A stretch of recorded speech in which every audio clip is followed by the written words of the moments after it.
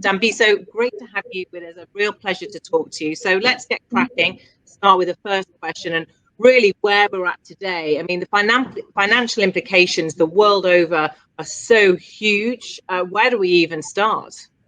So happy to be here. I'm delighted to participate. I think really where to start is the fact that even before the pandemic hit, we were already in a pretty precarious place and on a pretty bad path.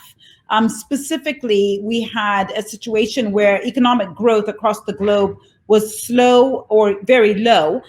We had a place where we already had governments with enormous debt and deficits, and perhaps most crucially and most worryingly, we were in an environment where there was real questions about policy impotence. So both monetary and fiscal policy were just not working effectively. We had negative interest rates, for example, and there were real questions about the broader global economy in terms of globalization. So it was already in a pretty bad, heading a bad direction, and really what the pandemic has done is to catalyze or to speed up the sort of trauma that many economists were already expecting in the next decade.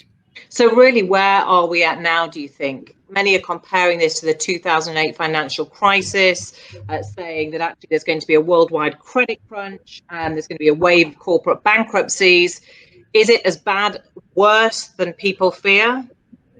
I would say it's too early to tell. And on the one hand, just today in the United States, they have announced yet another week. I think it's the 9th week in a row of an increase in initial claims for unemployment. And so in that respect, we remain in uncharted territory.